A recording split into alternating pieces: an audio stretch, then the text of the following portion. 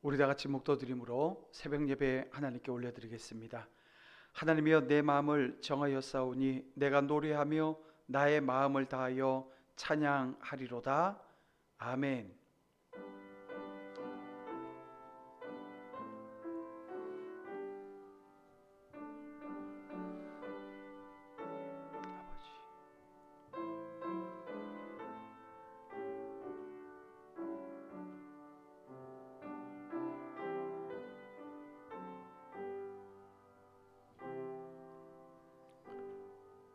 사도신경으로 우리의 신앙을 함께 고백드리겠습니다. 전능하사 천지를 만드신 하나님 아버지를 내가 믿사오며 그 외아들 우리 주 예수 그리스도를 믿사오니 이는 성령으로 잉태하사 동정녀 마리에게 나시고 본디오 빌라도에게 고난을 받으사 십자가에 못 박혀 죽으시고 장사한 지 사흘 만에 죽은 자 가운데서 다시 살아나시며 하늘에 오르사 전능하신 하나님 우편에 앉아 계시다가 저리로서 산자와 죽은 자를 심판하러 오시리라. 성령을 믿사오며 거룩한 공회와 성도가 서로 교통하는 것과 죄를 사하여 주시는 것과 몸이 다시 사는 것과 영원히 사는 것을 믿사옵나이다. 아멘. 우리 다 같이 찬송가 20장 함께 찬양 드리겠습니다.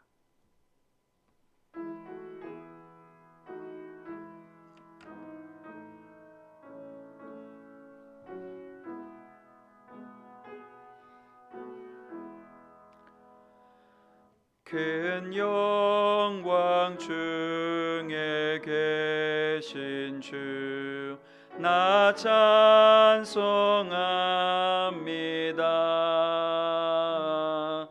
영원히 계신 주 이름 나 찬송합니다.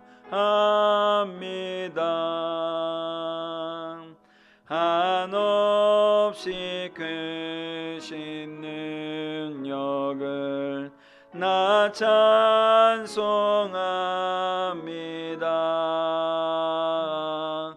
참되고 미쁜 그 언약 나 찬송합니다. 온 천지 창조하시던 그 말씀이 미소 영원히 변치 않는 줄 나 믿사옵니다. 그 온유하신 주 음성 날 불러주시고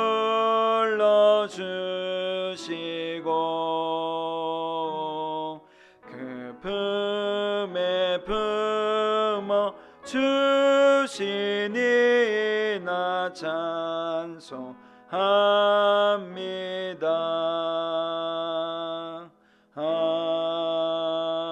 아멘.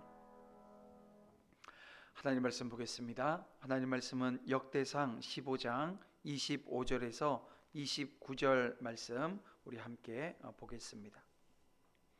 역대상 15장 25절에서 29절 말씀입니다.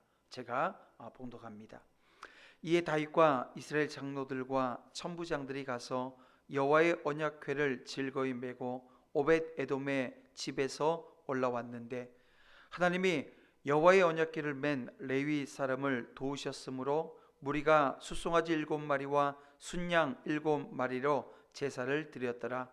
다윗과 및 궤를 맨 레위 사람과 노래하는 자와 그의 우두머리 그나냐와 모든 노래하는 자도 다 세마포 겉옷을 입었으며 다윗은 또 배 에봇을 입었고 이스라엘 무리는 크게 부르며 뿔나팔과 나팔을 불며 재금을 치며 비파와 수금을 힘있게 타며 여호와의 언약궤를 메어 올렸더라.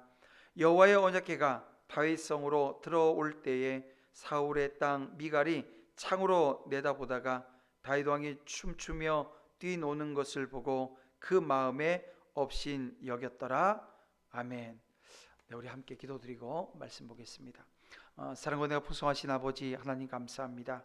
오늘 이 아침 하나님께서 주신 말씀을 통해서 다시 한번 오늘 우리의 마음이 정하고 또 그 정한 마음을 통해서 하나님을 찬양하며 하나님께 영광 올려드리기에 부족함이 없도록 주의 종들을 붙드시고 인도해 주시옵소서. 함께 하심에 감사하오며 예수님의 이름으로 기도 올리옵나이다. 아멘. 네, 우리 함께 봉독한 본문 말씀을 통해서 하나님의 영광이라고 하는 제목으로 말씀 함께 나누고자 합니다. 여러분, 다윗과 이스라엘은 하나님의 이 법궤를 모시고 최고의 기쁨을 표현하고 있습니다. 여러분, 이 땅에서 우리가 추구해야 할 가장 큰 기쁨이 뭐겠어요? 바로 하나님을 우리 안에 모시는 기쁨입니다.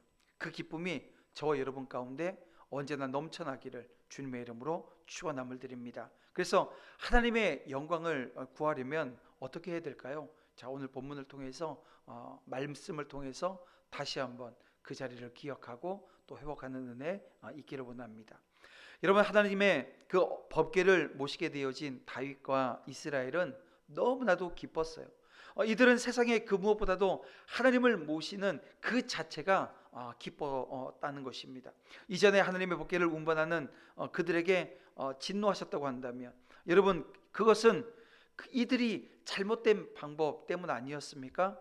여러분, 하나님은 까닭 없이 진노하시는 여러분 무서운 분이 아니십니다. 그들의 잘못된 방법 때문에 여러분 재앙이 임했던 거예요. 우리는 자신의 과오를 하나님의 탓으로 돌리고 또 다른 죄를 범해서는 안 되는 것입니다. 지난번 잘못으로 뼈아픈 교훈을 얻은 다윗과 백성은 여러분 율법의 규례대로 이제 법궤를 운반하게 되어집니다. 하나님의 뜻대로 순종하자 더 이상 이제 아무런 사고가 발생하지 않게 되어져요. 재앙의 원인은 하나님께 있었던 것이 아니라고 하는 것입니다. 바로 오늘 우리의 죄악된 행위가 여러분 재앙의 원인이라고 하는 것, 여러분 다시 한번 기억해야 될 줄 압니다. 그래서 언제나 하나님의 뜻을 정말 바르게 분별하는 저와 여러분 되어지기를 주님의 이름으로 축원함을 드립니다. 레위 사람들이 하나님의 언약궤를 어깨에 메고 이제 운반을 해요. 근데 26절 말씀을 보면 하나님께서 이 여호와의 언약궤를 맨 레위 사람을 도우셨다라고 하는 말씀이 있습니다. 여러분, 이것은 13장에 언급된 하나님께서 우사와 충돌하셨던 이 사건과 아주 명백한 대조를 이루고 있습니다. 불과 3개월 전에 이 다윗과 그 모든 사람들에게 진노하셨고 우사와 충돌하셔서 죽이셨던 그 하나님께서, 그래서 언약궤 운반을 막으셨던 그 하나님께서 이제는 언약궤를 맨 레위 사람들을 어떻게 하셔요? 도우셨다는 거예요. 여러분, 그래서 언약궤가 무사히 예루살렘으로 돌아오게 될 수 있었던 것입니다. 자, 그러면 여러분 어떻게 해서 이런 변화가 생길 수 있었는가라고 하는 것입니다. 그것은 하나님의 다윗의 철저한 회개가 또 하나님의 말씀에 근거한 행위로 말미암은 변화가 있었기 때문입니다. 다시 말해서 하나님께서는 다윗이 하나님의 규례를 따르지 않고 언약궤를 운반하려고 하자 다윗과 이스라엘 백성들에게 진노하셨어요. 그러나 다윗이 자신의 잘못을 회개하고 하나님의 규례에 따라 언약궤를 운반하자 그 진노를 푸시고 대신에 이제는 도우심으로 언약궤 운반이 순조롭게 진행되어 줄 수 있도록 인도해 주신 것입니다. 여러분, 이 사실이 오늘 우리에게 시사하고 있는 바가 무엇입니까? 하나님께서는 죄인들과 당신의 말씀대로 행하지 않는 사람들에 대해서는 진노하셔요. 그리고 벌하시는 분이신 건 맞습니다. 하지만 죄인일지라도 겸손히 무릎을 꿇고 회개하며 길을 돌이켜 하나님의 길을 가는 자들은 받아주세요. 그리고 결코 주저하지 않으시고 그 사람들을 도우시는 분이라고 하는 것을 오늘 우리가 본문을 통해서 알게 되는 것입니다. 그렇습니다. 하나님은 회개하고 돌이키는 자에 대해서는 용서하세요. 그 용서하기를 주저하지 않으시는 하나님이십니다. 사실 하나님의 진노를 돌이키게 하는 가장 신속한 방법이 무엇입니까? 회개고 자복입니다. 하나님 앞에 철저하게 무릎 꿇는 것만이 하나님을 움직일 수 있는 열쇠라고 하는 것, 여러분 기억하셔야 됩니다. 하지만 오늘날 우리는 어떤 잘못을 범했을 때 회개하기보다는 어떠한가요? 자신의 당위성을 내세우기도 하고 또 변명하기가 일쑤입니다. 나를 그렇게 하도록 만든 사람의 이름을 들먹이기도 해요. 때로 그 정도는 누구나 다 행하는 것이 아니냐고 자신의 행위를 합리화하기도 합니다. 그러나 이런 것은 오늘 우리의 의도 여러분 면죄부도 되어줄 수 없어요. 그러한 변명이나 자기 합리화는 하나님의 진노를 풀 길이 없다는 것입니다. 우리의 구원의 길이 유일한 것처럼 하나님의 진노를 푸는 길도요 유일합니다. 그것은 회개하는 것입니다. 회개의 길밖에 없다는 겁니다. 진실한 회개는 아무리 크고 흉악한 죄라도 여러분 하나님의 용서를 불러옵니다. 여러분 다윗을 보세요. 그는 보통 사람들이 범하는 죄의 수위를 넘는 그런 죄를 범한 사람이었습니다. 그러니까 어떻게 보면 악질 범죄자였죠. 한 여인을 강간하고 그 여인의 남편을 살해해 버린 아주 흉악범입니다. 그러나 그는 나단을 통해서 하나님의 책망을 받았을 때 그것을 변명하거나 합리화하거나 하지 않아요.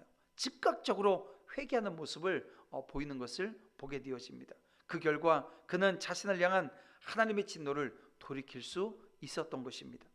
그러므로 우리도 이 죄를 범했을 때 여러분 변명하거나 합리화하지 말고 어떻게 해야 돼요? 즉시 회개하는 저와 여러분 되어지길 원합니다. 우리 모두는 완벽한 존재가 아니잖아요.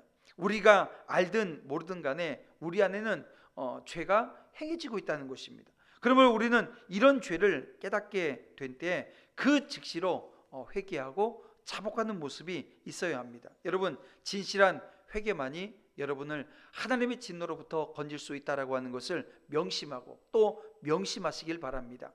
그런가 하면 오늘 본문 28절 말씀을 보면 이스라엘 무리가 크게 부르며 각과 나팔을 불며 재금을 치고 비파와 수금을 힘있게 탔다라고 하는 말씀이 기록되어져 있습니다. 하나님의 언약궤를 모시면서 이스라엘이 노래하면서 축제를 벌였습니다. 즉 다윗이 이 벅차오르는 이 감격을 어떻게 주체하지 못하는 거예요. 그래서 기쁨을 가지고 즐거운 소리로 지금 찬양하고 있는 모습을 우리는 본문을 통해서 보게 되어집니다. 여러분 이것은 찬양이란 무엇인지 오늘 우리에게 말해주는 것 아닐까요? 또한 성도가 찬양할 때 어떤 마음과 자세를 취해야 될 것인가 라고 하는 것에 대해서도 교훈해주고 있는 대목입니다. 여러분 입술만의 찬양이 아니라 또 감정에 치우친 찬양이 아니라 하나님의 구원의 은혜에 감사하면서 즐거워하는 영혼의 찬양을 저와 여러분이 불러야 한다는 거예요. 그렇습니다. 하나님을 모시고 예배하는 행위는 여러분 기쁨의 축제가 되어야 합니다.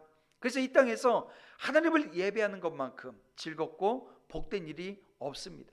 하나님을 모시는 것이 삶의 최고의 기쁨이 되어지는 것이죠. 그래서 여러분 이 기쁨이 오늘 우리 안에 회복되어져야 합니다. 온전히 하나님을 바라고 하나님을 예배하는 자리에 저와 여러분 온전히 서시기를 주님의 이름으로 축원함을 드립니다. 그런가 하면 오늘 본문을 보게 되어지면 하나님의 복궤가 예루살렘으로 입성할 때 딱 한 사람만 기쁨이 없어요. 다윗은 하나님의 언약궤를 모시면서 이 백성과 함께 격이 없이 춤을 추고 뛰놀았습니다. 하나님을 사모하는 그 열정이 컸기 때문일 겁니다. 하지만 미갈은 언약궤를 모셔오는 그 기쁨에 동참하지 못해요. 그녀에게는 하나님의 영광을 사모하는 기쁨 자체가 없었던 것처럼 보입니다. 그녀는 하나님의 영광보다 인간의 채통을 더 중요하게 여긴 것입니다. 이것은 그녀가 다윗을 업신 여긴 이유였다는 거예요. 미갈은 인간이 하나님의 영광을 찬미하는 것이 가장 귀하고 소중한 것임을, 이것이 사명이라고 하는 것을 알지 못했던 것입니다. 그녀는 자신의 아버지 사울처럼 인간의 헛된 영광만 쫓았어요. 그러나 다윗은 어땠습니까? 하나님의 영광을 구하지 않습니까? 하나님은 인간의 헛된 영광을 구한 이 미갈을 저주하십니다. 그녀는 죽는 날까지 자식을 낳지 못했습니다. 여러분, 인간의 이 부질없는 영광을 추구하지 말고 오직 하나님의 영광만을 추구하는 저와 여러분 되어지기를 주님의 이름으로 축원함을 드립니다. 다윗은 하나님의 영광을 구하고자 체면을 생각하거나 여러분 눈치 살피지 않았습니다. 하나님의 영광 앞에 우리의 채통이라고 하는 거, 이거 아무것도 아닌 거예요. 우리는 하나님의 영광을 위해서 더 크게 열정적으로 찬양하며 또 영혼의 울림이 있는 찬양 속에 오늘 우리가 춤도 출 수 있어야 된다는 것입니다. 하나님의 영광을 더 열정적으로 사모하고 표현하는 것은 진정으로 하나님 앞에 아름다운 것이라고 하는 것을 이 아침 다시 한번 말씀을 통해서 헤아림 받고 깨달아 또 여러분의 삶 가운데 온전히 하나님을 찬양하는 그런 은혜의 자리가 회복되어지기를 주님의 이름으로 축원함을 드립니다. 이렇게 오늘 우리에게 주신 말씀 붙들고 우리 함께 이 아침 기도하길 원합니다. 기도할 때 이렇게 기도했으면 좋겠어요. 하나님, 하나님의 영광이 드러날 때 함께 동참해 기쁨을 나누게 하시고 기쁨의 잔치에 참여할 때 더 큰 기쁨과 더 큰 복을 누릴 수 있도록 성령께서 붙드시고 인도하여 주시옵소서. 우리 다 같이 주의 이름 부르며 함께 간절히 기도하며 나아갑니다. 주여, 아버지 하나님 인도해 주시옵소서. 하나님의 영광을 드러내는 삶의 자리 되게 하시고 온전히 하나님 예배자의 기쁨이 충만하여 하나님 저희들의 입술과 또 삶의 그 기쁨이 예배로 드러나고 나타날 수 있도록